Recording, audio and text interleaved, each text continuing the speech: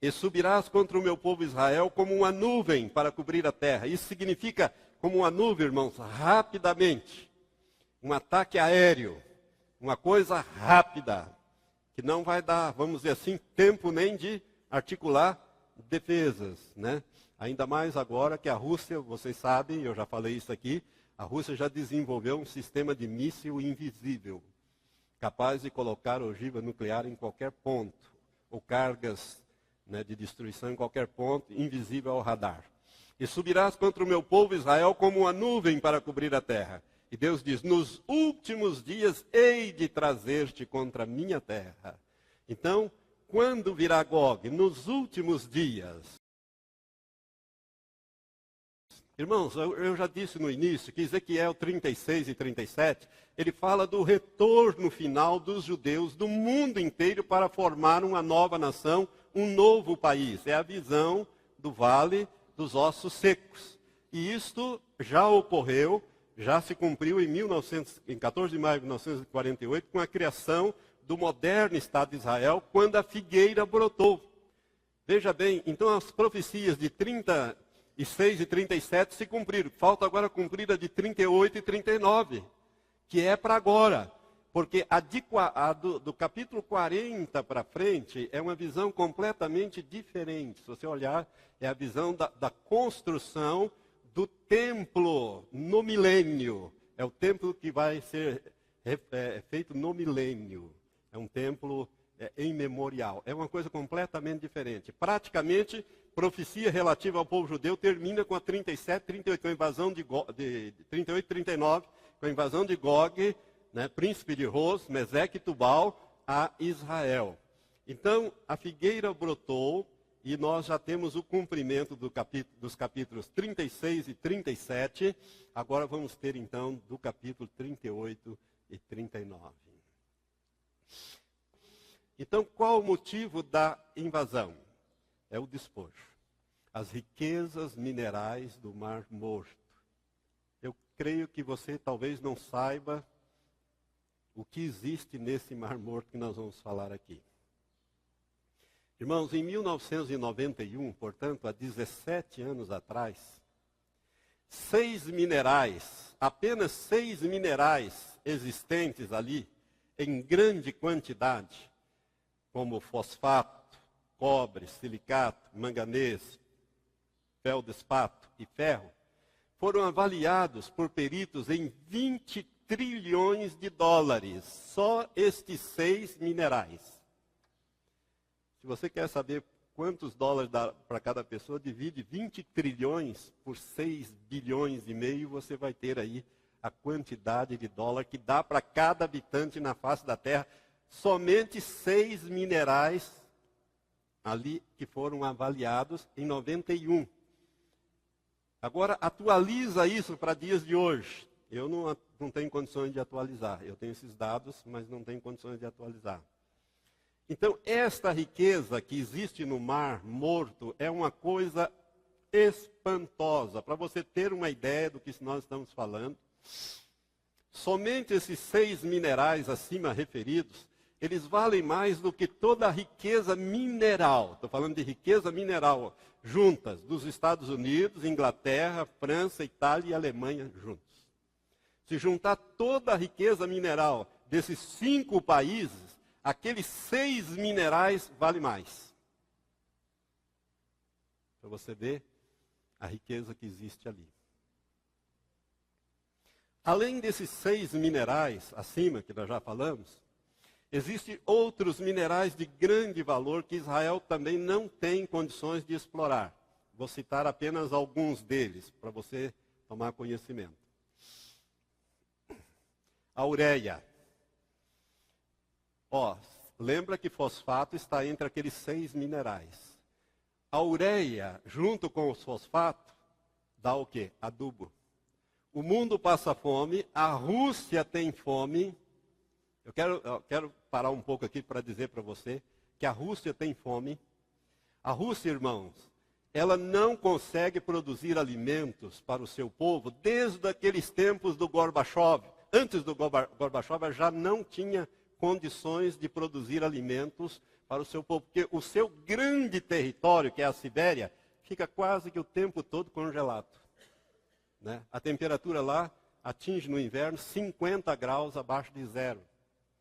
Então, a Rússia, ela não consegue produzir carne e alimentos.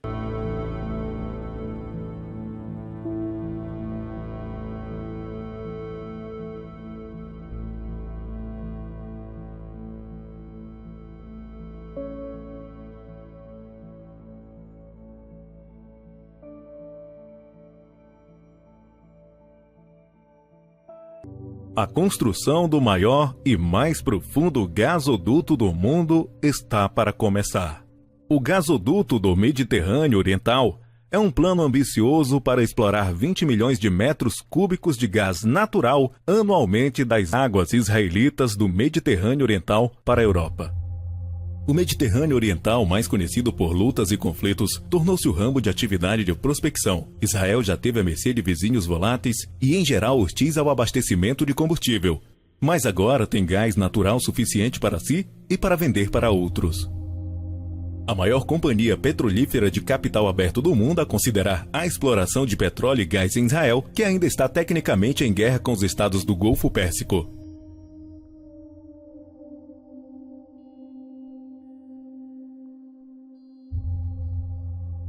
A linha de 1.305 milhas passará pelo Chipre, Grécia e Itália, e jazerá em uma profundidade recorde de 1,86 milhas. Um projeto de 7 bilhões de dólares que o ministro de Energias de Israel, Yuval Steinitz, disse que é uma mudança estratégica do jogo para Israel.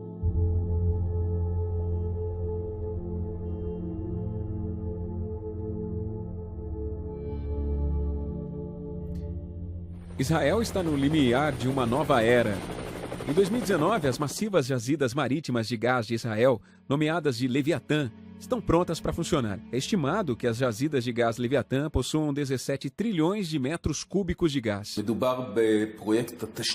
It's the largest Israeli-European infrastructure project ever, the longest and deepest gas pipeline in the world that will allow Israel to become Europe's natural gas and energy exporter within just a few years.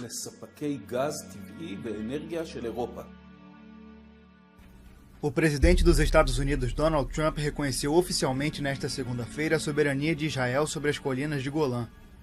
A declaração foi feita ao lado de Benjamin Netanyahu, primeiro-ministro de Israel que visita os Estados Unidos. Hoje estou tomando uma ação histórica para promover a habilidade de Israel de se defender e ter uma forte e poderosa segurança nacional que eles têm o direito de ter. Logo, vou assinar a proclamação presidencial reconhecendo a soberania de Israel sobre as colinas de Golã.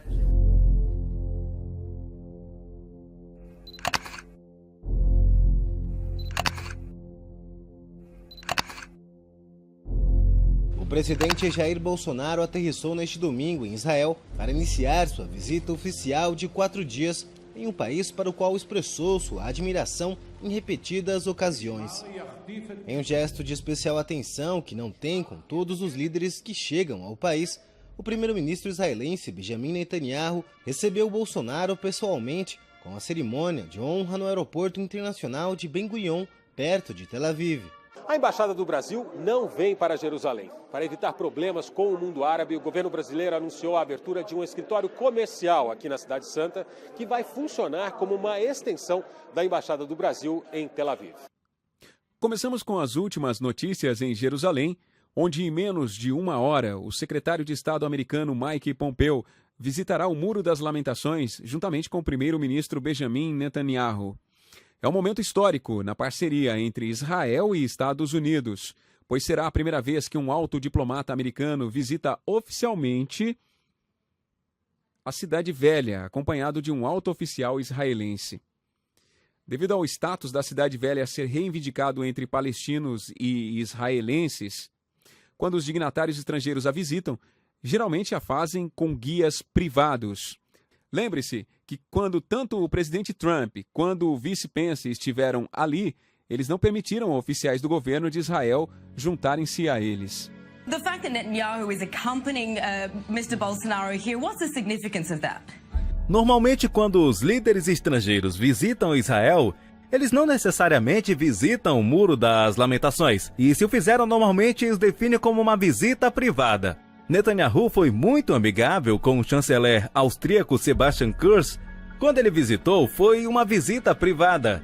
O príncipe William esteve aqui alguns meses atrás, no verão, e o visitou com o rabino do muro. O vice-premier da China esteve aqui recentemente, e ele visitou com o oficial do Ministério das Relações Exteriores. Mike Pompeo esteve aqui recentemente, e ele visitou com Netanyahu. Isso foi um divisor de água, mas hoje, de fato, o primeiro chefe de Estado estrangeiro visitando o Muro das Lamentações, claro, o muro de contenção do local mais sagrado do judaísmo, que é claro é o monte do templo mesmo atrás de mim, aqui com Netanyahu. Então, um momento muito significativo. É a primeira vez que um chefe de Estado estrangeiro visita o local mais sagrado do judaísmo junto com um premier israelense. O gesto rompe a tradição de líderes estrangeiros que preferem não visitar o muro ao lado de autoridades israelenses para manter distância do conflito com a Palestina. Isso porque o Muro das Lamentações está localizado na Cidade Velha, parte de Jerusalém Oriental, que é reivindicada pelos palestinos como capital de seu futuro Estado.